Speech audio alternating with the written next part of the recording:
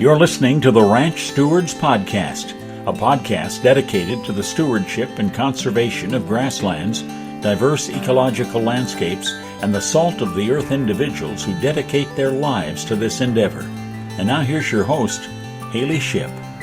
And welcome to the Ranch Stewards Podcast. I am your host, Haylie Shipp. Today we are talking a little bit more about the work of the Ranchers Stewardship Alliance, RSA. This is the parent organization of which the Ranch Stewards Podcast belongs. As we talk about RSA, it's conservation-minded ranchers, or maybe ranching-minded conservationists. We're right in that middle ground because what is good for one is good for the other. These are mutually beneficial. In today's episode, it's a behind-the-curtain look at one of the most impactful parts of RSA, and that is the Conservation Committee. This is the space where conservation funding meets on-the-ground action. It's where ranchers bring forward ideas, where partners contribute resources and expertise, and where projects are developed that improve both ranch operations and wildlife habitat. Over the past several years, this committee has helped to bring literally millions of dollars into a tri-county region in northern Montana and has supported projects across thousands of acres. But more important than the number is how it works, through collaboration, trust, and a shared commitment to ranching, conservation, and community. Joining us today, Rancher Leo Barthelmess. He's on the Ranchers Stewardship Alliance board, and Martin Townsend, going to kick it all off for us. He's the conservation director. We work with ranchers across Blaine, Phillips, and Valley County, focusing on ranch improvement projects that have a wildlife habitat benefiting outcome. That sounds specific, but really, for the most part, if a ranch is ranching and they're grazing and in grass, that is of value to some form of wildlife. So having that intact habitat is a big focus of a lot of our wildlife partners. So oftentimes we're really just working with the ranch to keep it ranching for the benefit of wildlife habitat. So as far as projects, we do a lot of work on grazing systems. And by that, we mean like fencing and stock water to be able to keep cows on an acre that might not otherwise be able to support that. We'll take marginal low production crop ground, help people seed it to pasture grass to graze on. We'll do water systems, fence systems. We've done a few virtual fence systems. One time I told a new kid at NRCS that the answer to the projects we could do is if it's involved in grazing, it's a maybe.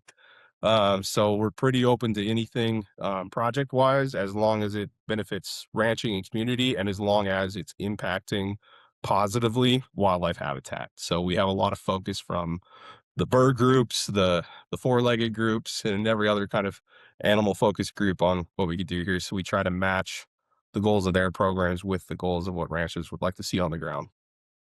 So, Leo, you were around early on for RSA, and of course, you were actually on the first episode of this Ranch Stewards podcast in identifying what the Ranchers Stewardship Alliance does and kind of how it came about. But if you could, from the rancher perspective, being one of those people that was on the forefront, Martin was still at least in high school, if not junior high, when you all got together and started forming this thing. So why don't you tell us a little bit more about kind of that nexus of how it got started as a complete group before the Conservation Committee even came about?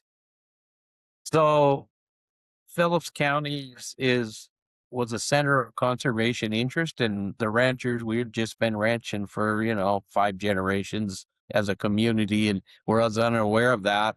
And then suddenly there were some big landowners that were, conservation orientated, started buying a ranch. Well, the first one bought a ranch in Phillips County, and then there was interest in the second one.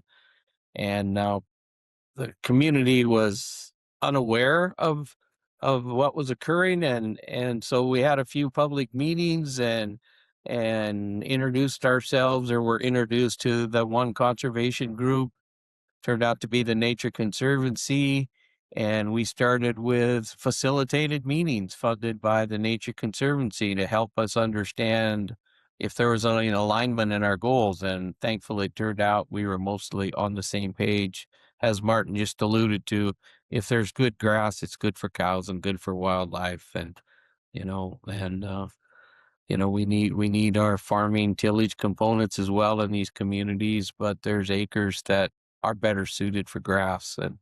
And the Ranchers Stewardship Alliance funding these projects helped us. But when we first started out, we had no budget, had no funding. We were self-funding, all the labor was ranch contributed, with the partners that started.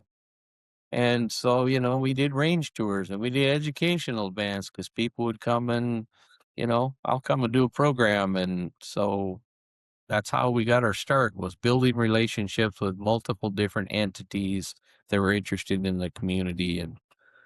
And we formed our nonprofit because we found out fairly early on that ranchers looked at the presenters at a public meeting when they had one, but if you formed a nonprofit, you got to sit around the table and help influence the direction.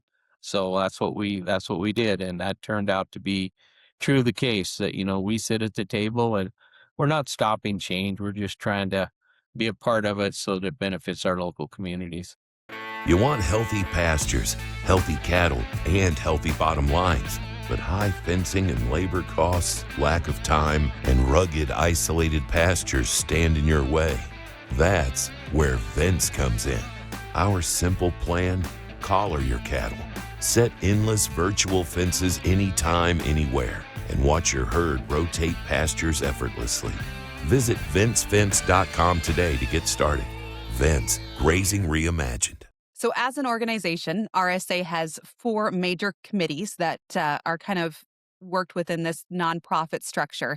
And so conservation is the one we're going to be looking behind the curtain of today. But the other committees include education, which, Leo, as you alluded to, a lot of the time early on, that was getting out and doing ranch tours, just getting people on the ground and learning from one another. What works for you? Could I implement that on my place? Is this a way to add some resilience? Of course, a buzzword in agriculture, but add something to what I'm doing right now, make it a little bit more successful, maybe make me enjoy it a little bit more too, because I think a lot of people weren't necessarily enjoying things at certain times. And so facilitating that is part of RSA's work. Fundraising, as any good organization has to do. And then United Range is the newest committee within the Ranchers Stewardship Alliance. And this is all about shared access, a grazing program that has an emphasis on mentorship, which we'll discuss in much more depth later on in a future podcast. But let's go ahead. Let's peel that curtain back on this conservation committee. So I love just hearing this story from Martin's perspective, in that he was working with NRCS. He was kind of new into this career, and he got invited to this conservation committee.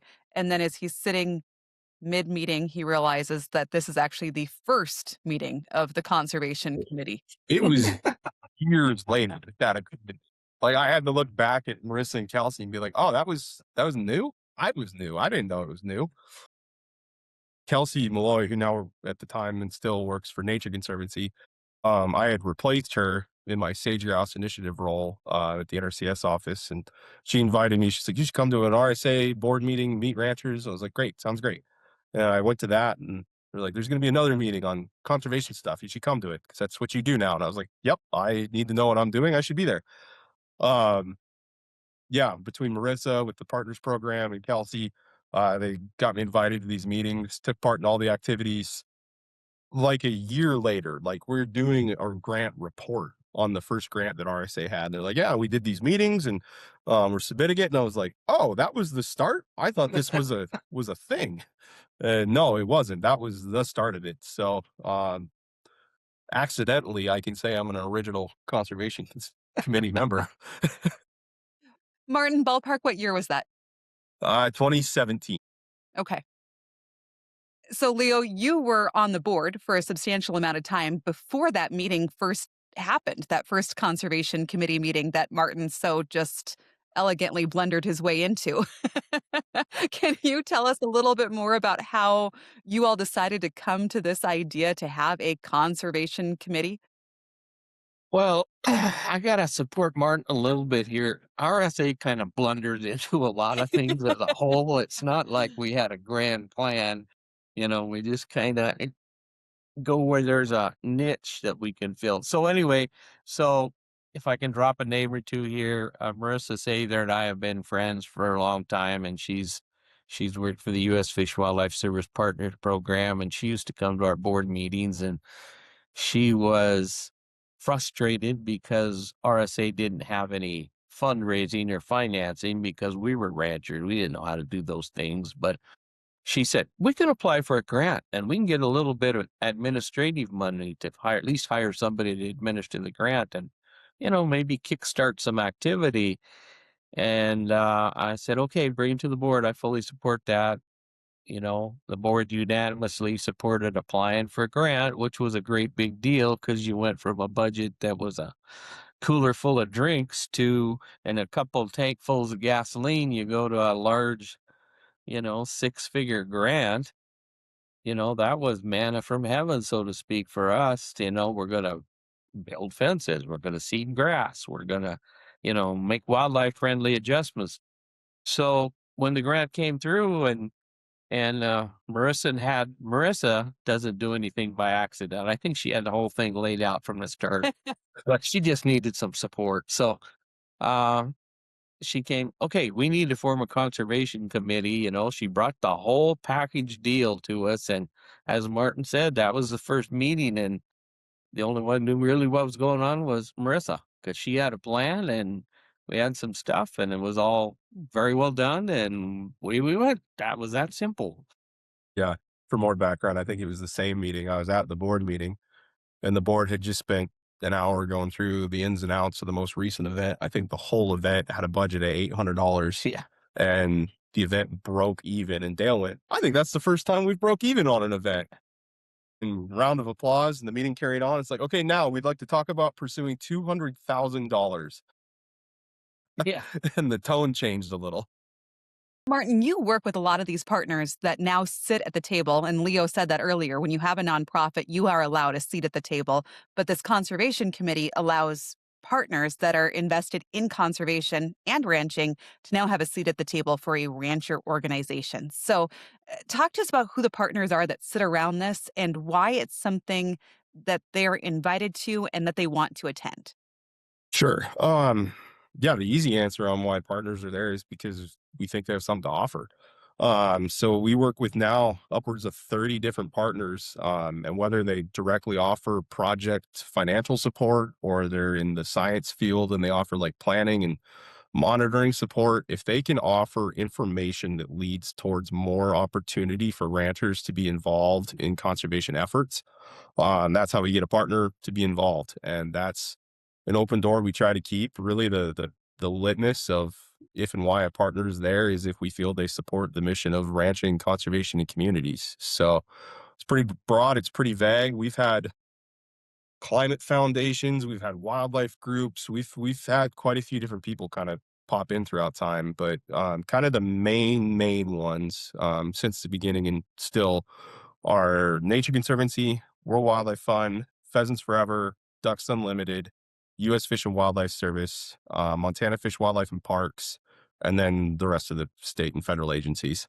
So a lot of wildlife focus from those groups, but a lot of connection to existing programs that have been successful in the area.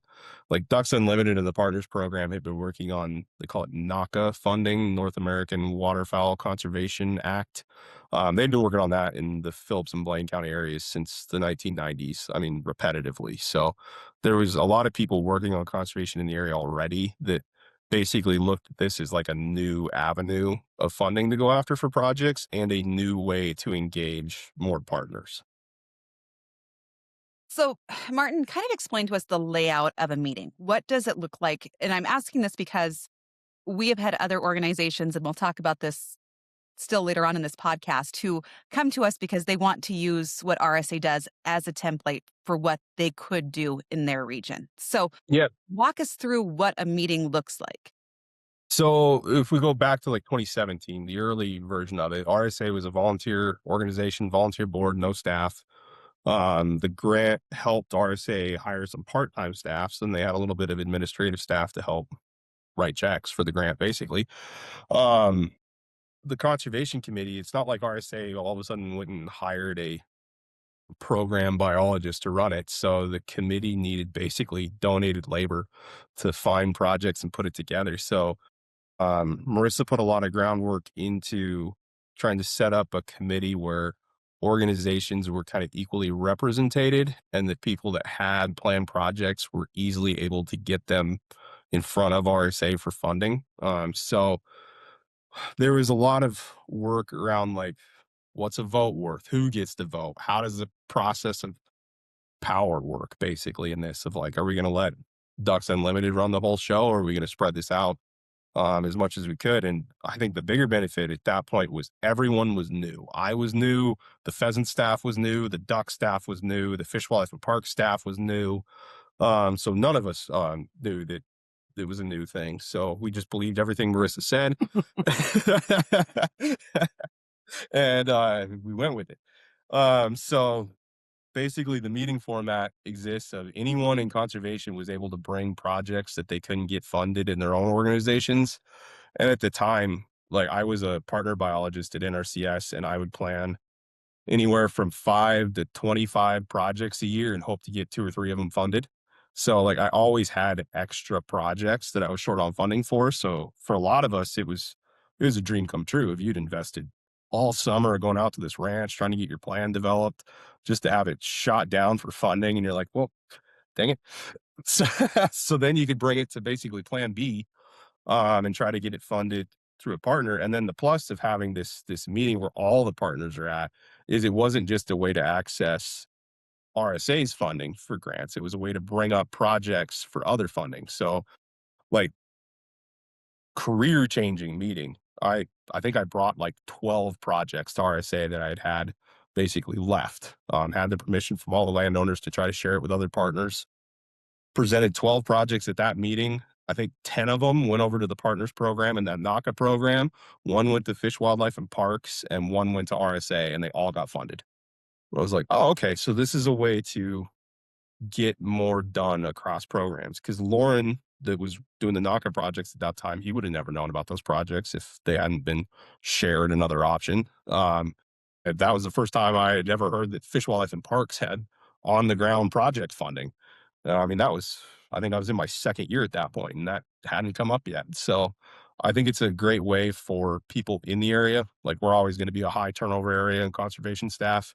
I think it's a great way for those conservation staff members to see that their work has more options to get delivered than just their own organization.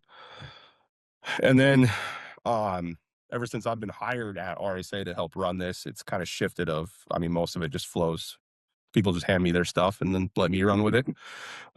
So that's a little different now, but in the last couple of years, there's been way more funding in conservation. So it's really kind of shifted of we're not scraping for funding on projects as much as we are scraping for leads on people to work with. The funding has gotten more specific, so that gets harder of we need a ranch that looks exactly like blueberry mint ice cream flavor, and we have nothing for chocolate chip right now. So really trying to get dialed in on which ranches fit what program has been more of the problem recently. We do it monthly, and it's just a great place for the people in conservation that we work with. I mean, the email list is 120 people that have something to offer conservation in our area. Maybe 20 of them actually live in our area, but they all provide resources from the greater outside world that can make an impact here. So yeah, really it acts as a hub to bring information to ranches, or better yet, ranches to outside options. Leo, this is where Cadence is going to come in from the front of the office, and she's going to bring a microbrew of your choice. And I forgot to tell you that every time Martin says the word project, that's worth a drink. It's the Ranch Stewards Podcast drinking game, because I knew that word was going to come up a whole bunch of times. Project is what we're always discussing as we talk about Conservation Committee. So, Leo, how does all of this feel from a rancher perspective? Martin has the background that he works in this conservation, professional realm, working with the NRCS, and there's a lot of conservation professionals around the table, but there's also ranchers around the table that are looking at all this happening. What does that feel like as the landowner? Well, it's the greatest thing ever, for my opinion. I'm a bit prejudiced, but I can reference back to our early history of our own family ranch, and you hear somewhere the branding or somewhere that maybe Ducks Unlimited will help you if you build a wetland, they'll help you with a reservoir or a water body that your cows use and the wildlife. So, you find out about these projects maybe once every 3 years, or you find somebody that'll help fund, or perhaps it's, as Martin alluded to, it's kind of difficult to get to go jump through all the hoops for some of these projects to come to fruition. And with each administration, it changes a little bit. So you got to relearn the rules. We were pretty insulated when RSA started. We were ranchers. We had a small group of branders, centered around a branding crew or a community or a school. If you were from an outlying community that still had a grade school. So suddenly, partly because of our ranch tours or education opportunities early on, we did develop some traction with other groups, limited basis. But then the conservation committee started, and all of a sudden we had access to people that had good ideas and lots of experience, and some cases even financing, or people felt, as we networked and became comfortable with all of these different entities, we found out, for the most part, we're all about bettering the greater community, wildlife, and Malta and Phillips County and Blaine County and eastern Montana and the Great Plains. It just keeps snowballing away. So yeah, it's a super positive thing. Like Martin said, somebody comes in with a project, and there's probably somebody can guide them in a direction to see it come to fruition. Yeah. Yeah. And on the networking again, like the networking of this couldn't have went better from the get-go. I honestly don't know how it happened, but in the first 4 years, everyone heard about it in conservation nationwide. There's this rancher group working with the wildlife sector, and it's going really well. So every time we produced anything for quite a while, it went everywhere. Pheasants would produce stuff that would come out in their national chapter magazine. Same for ducks. I was working for the Sage Grouse Initiative. They would share project work we were doing. It really, really blew up. And then from the get-go and then ever forward, we had a ton of attention from the greater conservation community. So I know Meta being new the last couple of years, I think finally believes me now that we're at most 2 emails and a phone call away from the world expert in whatever problem we're trying to work on. Montana. We are proud to say it's where we live and where we work. The vibe is different here. We are friendly, caring, hardworking, resilient, and resourceful. No one else covers Montana or cares for Montana more than Stockman Bank. To us, Montana isn't just a place. It's the only place we do business. That's why we are Montana's brand of banking. So I want to just really, really distill a little bit more how a project actually looks from start to finish. And so let's say we've got Rancher John Smith, and they've got an idea of something that they want done on their ranch that improves their infrastructure, improves the ranch functionality, but also has a wildlife benefit. Let's just throw something out there hypothetically. You can be as realistic or unrealistic as you want to about how this can all work together. Yep. So yeah, Meta's going through all of our old contracts and data right now and trying to draw them and map them and save them. Her comment the other day was you guys' contracts were written wildly different. I was like, well, yeah, there was 5 of us, each from a different agency. They were each writing it in the language and accent of our own organization.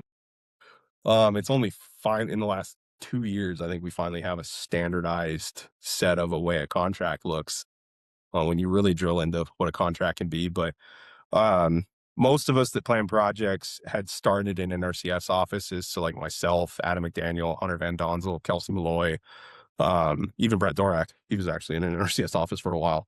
We all kind of brought the NRCS planning process to it, which is basically you make a map of the place, you draw everything they might ever want on it. You also then kind of identify the problems there. NRCS calls it resource concerns.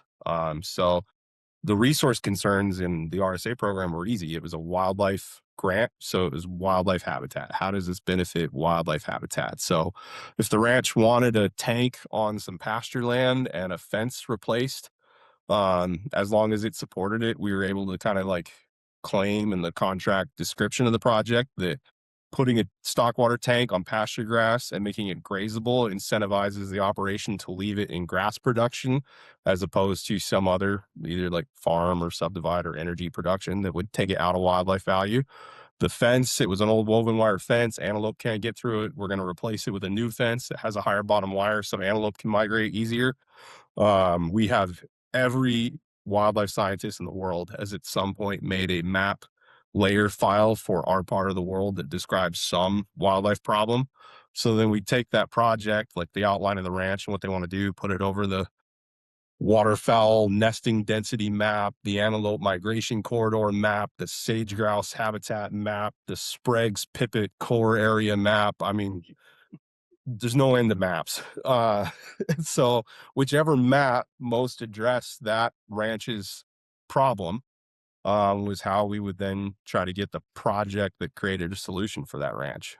So again, we would really play with the options of what programs are open right now, which map do we use to put it in the right program.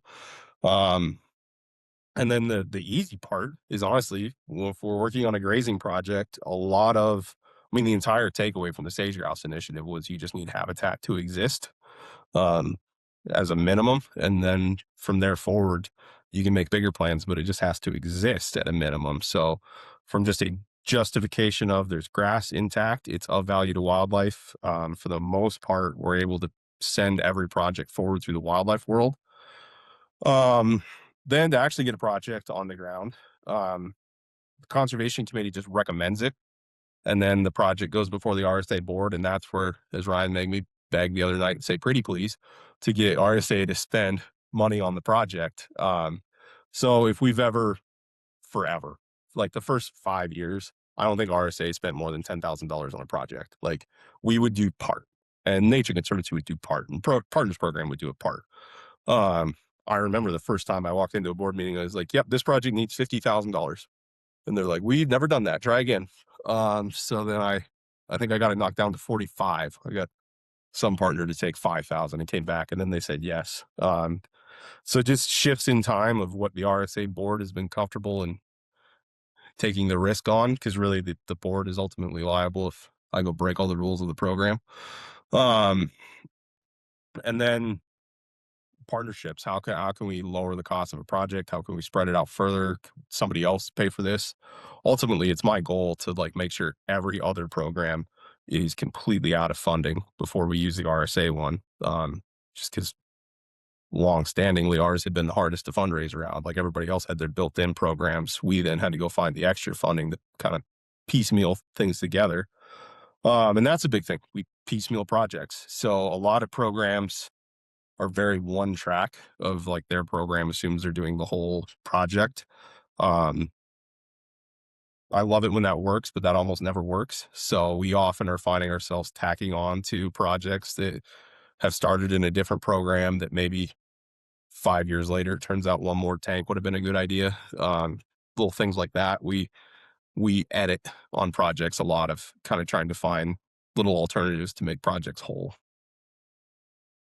Next question, Leo, I'm going to come to you and just talk about the blow up in the dollars that we've seen in the Conservation Committee. And of course, Martin can, really back that up with the actual statistics and the number figures as well. But Leo, I'm wanting your perception. But before we get to that, Martin, you said, you've got NRCS backing. There's other folks that are involved in committee that have that NRCS background. Yep. Is that how a producer goes forward with doing their map and saying, I know I've got these problem areas? Do they approach somebody else? How does somebody get to that point of having a project that they can put forward, or even getting it identified what keeps them up at night, what their pain points are on that ranch? Yeah, I should have expanded more on that. I didn't get past NRCS. At the time, that absolutely was the easiest way to get into a project. Like most of our offices were fully or nearly fully staffed. Like we had a lot of extra planning capacity compared to how much funding was available for projects. So people were able to kind of process more than got funded. That hasn't been the case in the last 3, 4, 5 years. So it's not that it's harder to get into a conservation project, because the right answer is still you can go into your NRCS office and start. But I think if anywhere in the world, if you're wanting to do a farm and ranch project, the best way to go into an office is kind of having your stuff already drawn. So if you can use Google Earth Pro, OnX, like a public facing map platform, and be like, this is what I want, that's a huge first step. I think the biggest planning hurdle for any program is getting it mapped and compared to the resource guides, whether that's the wildlife layers or soil erosion tools or whatever planning criteria a program is going to use to decide if a project is merit worthy of funding. It's map based. So making sure you're set up at FSA with your maps is, like, I mean, the gigantic first step for NRCS programs. But even so, I mean, to go to like a state game agency or a conservation district or some other thing, like being able to show where your place is on a map is huge. And like a lot of times you're going to end up spending the morning with some conservationist drawing on a map of what you want to do where. In the modern world, it's getting kind of wild of what I've been sent for project maps in the last little bit. It's everything from a shared waypoint on OnX to an old FSA map kind of scribbled on. We made a very nice set of brand new shiny ranch maps for a ranch. He came in with a project, colored penciled on a set of 1988 maps that were just wrong. Sold that part of the ranch, bought this part. Like, we made you a set of maps. And then, Martin, kind of connect the dots, though, to me for why. So they're going to a government organization, NRCS, FSA, they've got these thoughts in mind. Link it to me with how they end up at RSA's Conservation Committee. They should ask both at this point. We haven't seen a huge run of this ever since. Again, we kind of had more project funding the last few years, so we had people to make maps and planning. But for the most part, like we try to keep in constant contact with the partners of the area. So if somebody hears of a project that sounds like something RSA should be able to handle, they've been very good about letting that rancher know that there's another option. They can't, for the most part, like the public agencies can't just tell us that, hey, Leo applied for an NRCS program. Could you guys take his project? They have to tell Leo that there's another option that he should go look into, or they have to have explicit permission from Leo to share everything with RSA, because privacy and data rules. So I think the biggest thing for a ranch that isn't getting anywhere on a conservation project is keep asking who you're working with and try to find a second person to ask also.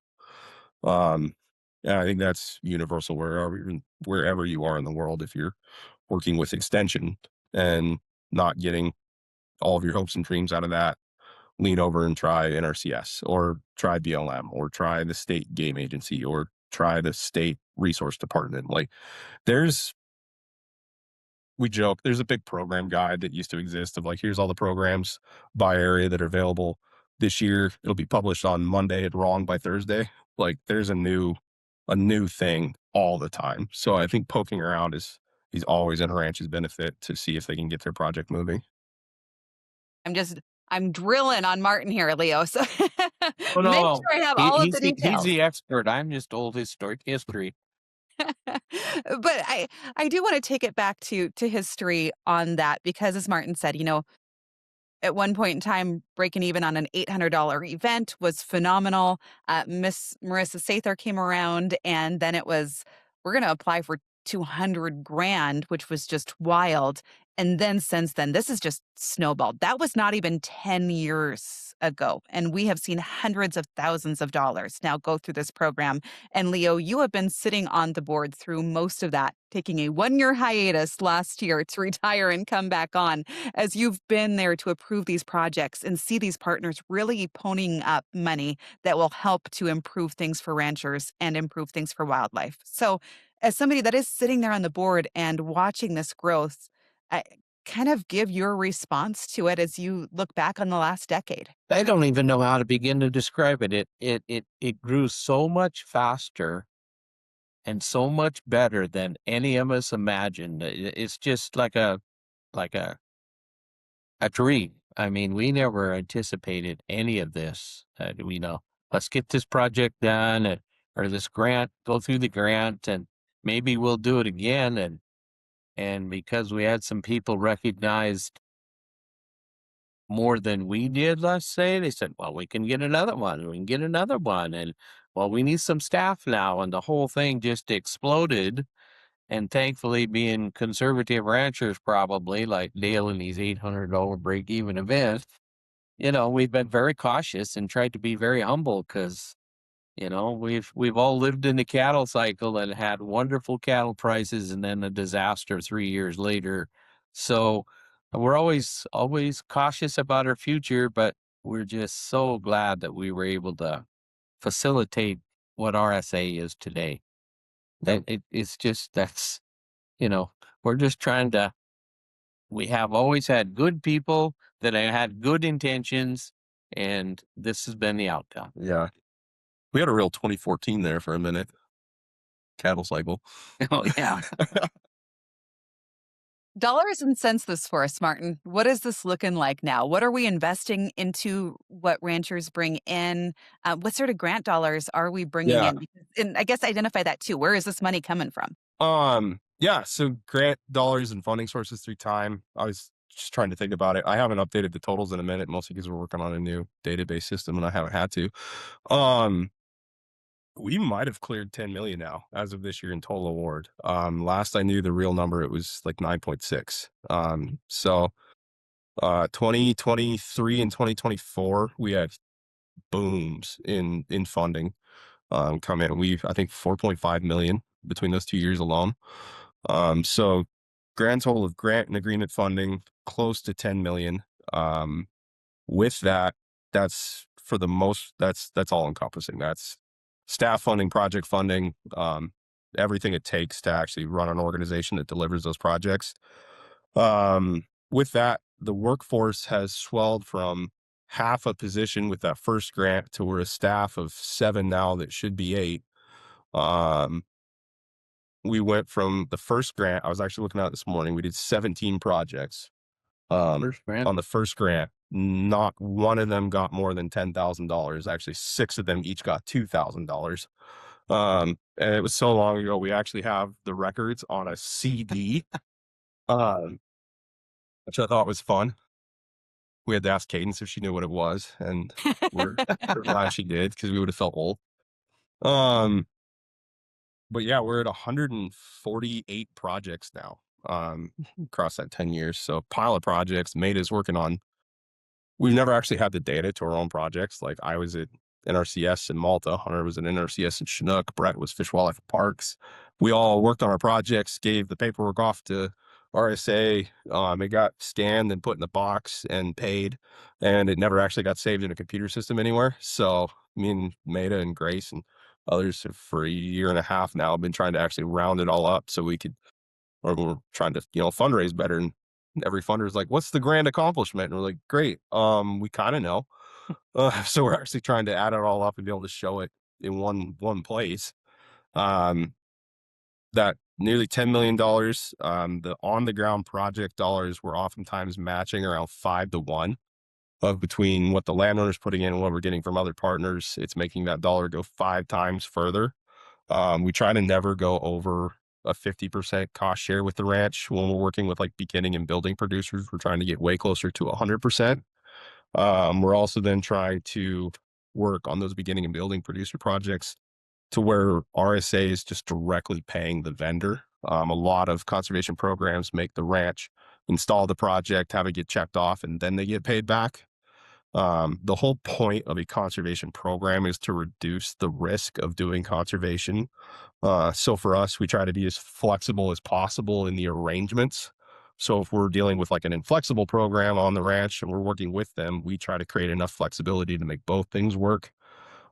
So every project's different. Our current database designer hates that. So it's really fun to try to mash all those projects together and track it long term. But the takeaways have been gigantic.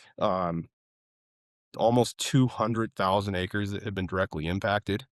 We try to be immensely conservative when we report on those acres, because once we report the acre is treated, we can't do anything else with it. So like if we did one tank with Leo, we would count the pasture that tank fixed the water for. If that tank only fixed half the pasture, that's all we're counting, is that half the pasture. Because then we can't come back to that ranch and ever help on a new project. But even at that ultra conservative number of acres impacted, we're at 200,000 acres. I think that puts us like top 30 compared to like national parks. So it's a gigantic amount of acres. Marginal crop ground, seeded to grass, is a big wildlife focus. And then our area is very marginal for crop production in most of its soils anyways. So we've had a lot of interest in seeding crop ground to pasture. We've done 23,000 acres of that. And I think after this year's round of contracts, we'll be over 25. Fencing, 2019 was the first year we were able to do fencing as part of a project. There was a big push from the Department of Interior to work on wildlife migration. And since then, we've been doing fencing as well. We just hit 200 miles of fence improved and over 50 miles of fence removed. And we still don't get any credit in the Maine wildlife world, because there was a fence group that works on this that was really proud of their 6 miles that they got done last year. And I think we contracted 48. That we had a funder ask if we'd ever run out of fencing. I was like, no, we could do it forever. We've done the fence. It was like the original Valley County, Phillips County line. We've done World War I surplus wire fence. We've done woven wire. We've done 6-wire. I mean, most of the fencing that exists in like these very much working ranch lands is the original fence. Like a fence got built, that's the fence. If antelope can get through it or not is kind of up to the antelope, because that's the fence. So we have thousands of miles of fence that ranchers are very interested in working on, mostly because if we fix it for migration corridors, the antelope stop ripping it apart and the snow stops rotting it. So big win-win there. I did want to mention, too, within Conservation Committee, we had our hypothetical John Smith example before, but if John Smith brings a project to Martin or one of the other project planners and says, I think that this would really help my ranch and really help wildlife habitat, Martin or one of the crew is going to get creative, and they're going to slap a project name on this. So let's say John Smith really likes to go out walleye fishing, so it might be Project Walleye. And that is how it's going to proceed to committee as well as to the board, because we deal in rural counties, Blaine, Phillips, and Valley, with these projects. Just because of the capacity on the ground, it's limited to that geography. But these are also communities where everybody knows everybody, and you don't want somebody being partial to one operation or the next in applying for this fund. So, Leo, as you all get on the board of directors, a project brought to you from Martin and Conservation Committee, and they say, Martin says, pretty please, we think that this is a good idea.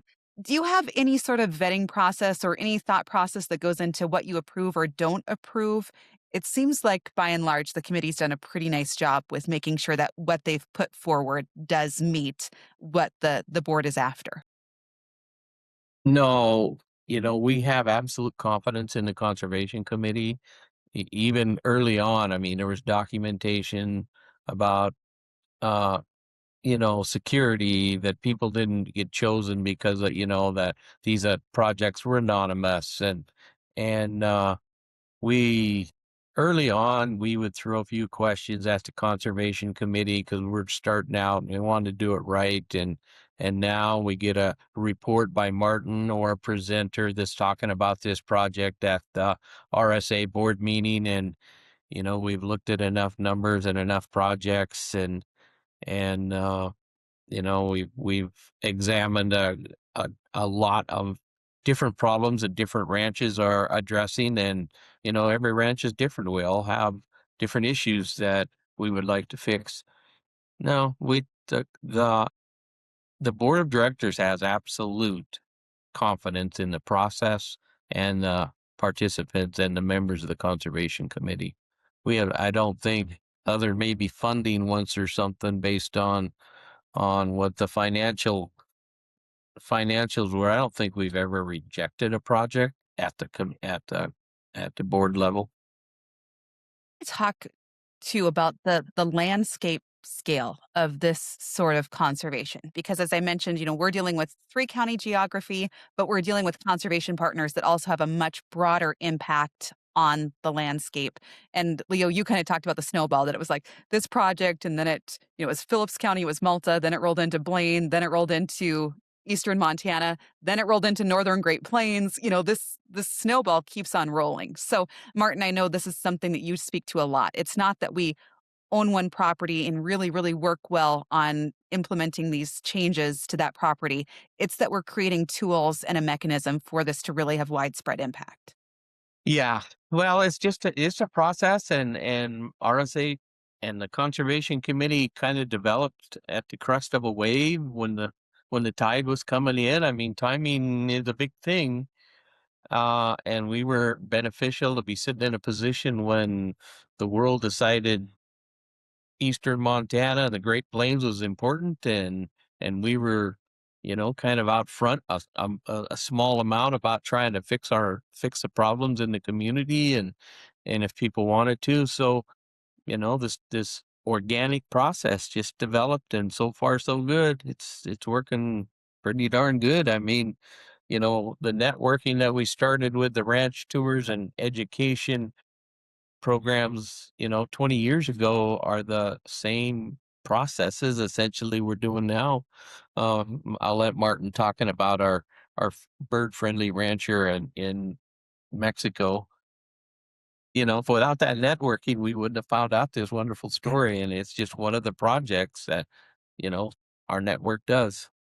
Yeah, through kind of those national type partners like Nature Conservancy or World Wildlife, or some of the bigger ones, we've presented or been at conferences, met people from other parts of the world that presented on things at conferences, and all of a sudden we're both talking about the same problem at two opposite ends of the country.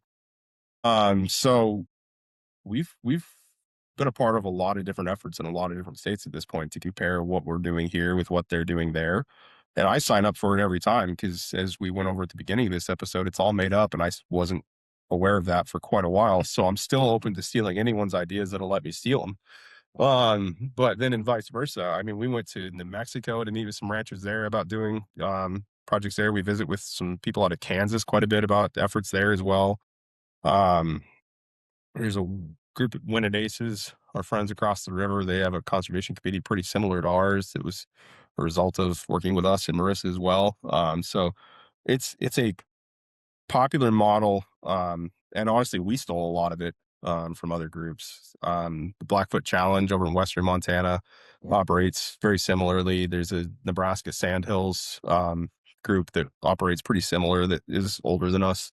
We took, honestly, everything we started with, we stole from Blackfoot Challenge, and then a lot of it, then we turned around, stole from Sandhills. So, Malpad Borderlands. Yeah. A lot of joint ventures, a lot of conservation districts. There's a lot of these little efforts, but they're all community based, and little. And I think the other half of the wave that we hit in the popularity realm of having this go really well was, we were a rancher group running webinars in COVID, which I think was a first and only. So we adapted pretty well to the world. And then, yeah, we really lucked out on the wave of things going really well and having it snowball. I think we forget how competitive that first round of conservation committee staff was, as they're all now like the leaders of their organization for the state or national realm. That also helped. There was no way I was going to let Hunter have more projects than I had. And then Brett wasn't going to let the two of us combined have more than him. And if Marissa could write a pretty good grant, I bet Brett could write a better one. That got out of hand for a few years. So as we get close to closing this out, I do want to talk about sort of the future of this committee and the potential there. So there's kind of two ways to look at this, the funding. You can kind of sense in the conservation world that there's maybe a shift towards a certain practice that you think is probably going to be funded. And so you can sort of look at that and address it from a regional perspective and think, you know what, we know our producers could benefit from that sort of funding. But then there's also that more bottom-up approach where you can listen to ranchers and hear from them what their needs are and maybe propose that for some funding. So Martin, talk about how you balance those and kind of what the future looks like. I know the projects that we're talking about right now, grazing plans, water infrastructure, we talked some about virtual fencing. This is all fluid. It's, the dollars that we have are for the projects that are currently budgeted, but we can always apply for new funds that have new parameters. Yeah. Yeah. So the two sides of that coin of how we select the funding we promise the funder we can deliver. All of these projects are in the category of voluntary conservation. Like the whole thing runs on the ranch wants to do it. It's voluntary. We can find it instead of like endangered species prescriptive response type conservation. Like nobody has to do this. That clears up that half of the answer is you have to actually have the ranch be willing to do it. That being said, if a ranch comes in, they're like, hey, we have this fence I've wanted to fix for 80 years. Is that on the table? It's way easier to find funding for than like the science community being like, hey, we figured out that this fence doesn't let antelope through. Could we fix that fence? Because then I get to go to that ranch and be like, hey, you know that fence that nothing gets out of? They're like, yeah. Do you want to spend money to refix it? They're like, no. So that then gets to be the hard part of if we have like science tools targeting which ranches to work with, it's usually not as easy. Like either the projects have to pay better or it's just a lot longer process. Like, and all of our grants are 3 years or less. So do we actually have the time to get the project through and going with that ranch if it's being directed from above? Or can we get the funding knowing that we have like 8 projects that probably want to do a fence? Can we ask for 10 projects worth of fence and find 2 more? So really from both sides, we're gambling on, can we find all of these very specific things in the time frame allotted? So I think the big takeaway for ranches working in conservation programs, I know it doesn't make sense when your project doesn't get funded. And I don't actually know the answer of why some projects get funded over others. Of the 500 variables that go into the funding of what that funding source is looking for is what determines which projects go forward. I've had projects take 2 weeks to get funded. I had one project take 8 years. I hated that one because there was nothing different about it compared to some other ones. So it's kind of an all over the place thing when it comes to projects getting put in. But I think the biggest thing a ranch can take away from it is making sure their name is in the hat and trying to gain clarity on maybe why their project didn't get funded if it gets rejected from a program of what do we miss? And I mean, sometimes we're definitely trying to put square pegs in round holes, but at least we know it then and can tell ranches. Great. Leo, any last thoughts? I mean, I keep on going back to that line that you have about making sure everybody's around the table. And again, looking at this conservation committee board table as a place where everybody can come in a different capacity. Instead of saying, invite us to your table, we're a nonprofit, we're saying, come to our table. We want to hear your input. So give us any final thoughts that you have on how this whole thing is shaped out. And also to maybe that producer that might be in the region thinking, I hate getting the handout. I know that there's still some folks that are kind of stiff in that, and they don't necessarily think that they want the funds given to them. So kind of speak to both of those, and I think that last sentiment is maybe starting to ease up a bit. So I guess I have to go back to our mission statement: ranching, conservation, community, a winning team. That's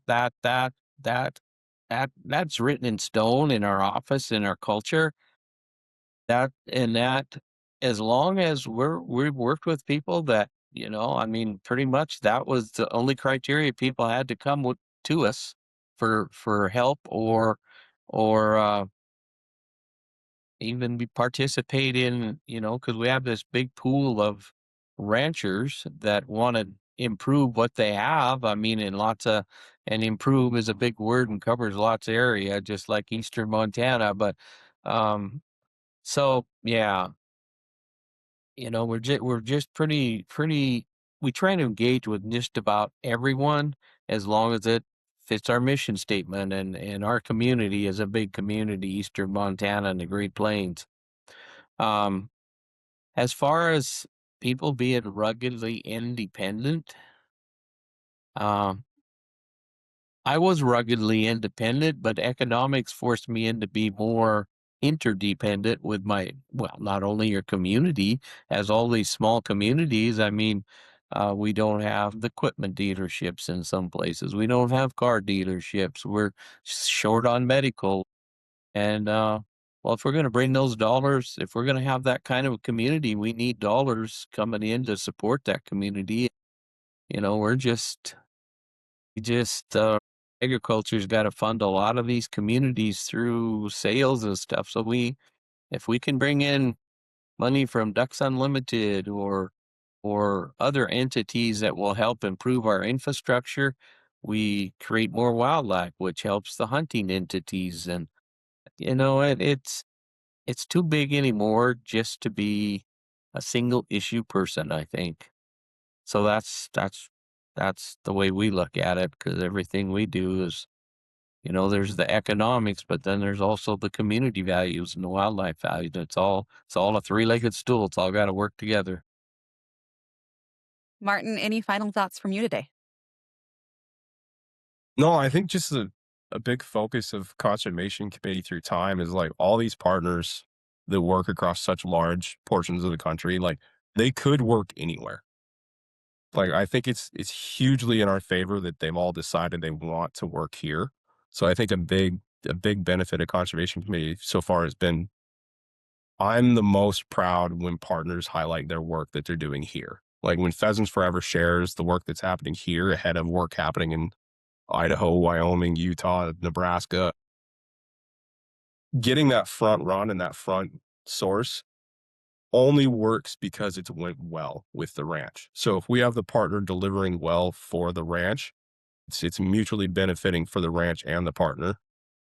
So I think that is a huge goal of our conservation efforts overall. Is like obviously we want it to go good for the ranch. It's called Ranchers Stewardship Alliance, but we also want it to go good for the conservation partner. We want them to continue seeing value in it, to continue placing people here, to continue placing funds here. I think from a rural community standpoint, like we lose people, but we can't lose the program or the effort. So like every time we replace a Sage Grouse Initiative planner, I'm glad the job keeps being here. Like obviously we have the work for it. We have the ability for that position and that program to be successful. Like I'm forever grateful every time somebody leaves that we don't lose that position. I think it's a big standard of success for us. And that does it for this episode of the Ranch Stewards Podcast. Thank you to Martin and to Leo. If you want to learn more about RSA, the Conservation Committee, or how to get involved, you can visit us at ranchstewards.org. One thing that we really didn't dive too deeply into today is the challenge that we have behind the scenes, and it's all about timing. A lot of the work is funded through grants, which means that we often complete projects. We want to pay our local vendors as quickly as we can so they can keep their businesses rolling. And oftentimes we have to wait a while before the funds are reimbursed. Because of that, RSA is actively fundraising to build more flexible working capital so that we can keep projects moving and continue supporting the people and businesses right here in our communities. If you are so moved and would like to contribute, you can visit us at ranchstewards.org/support. At the end of the day, the takeaway, this is a small rancher-led organization that, with the right partnerships and support, has been able to have a truly outsized impact. If you enjoyed this episode, be sure to rate, like, subscribe, and share it with someone who cares about ranching, conservation, and rural communities. Thanks for listening, and we'll see you next time on the Ranch Stewards Podcast. You've been listening to the Ranch Stewards Podcast, a project of the Ranchers Stewardship Alliance. If you like what you heard, head to ranchstewards.org for added content or follow the Ranchers Stewardship Alliance on Facebook and Instagram.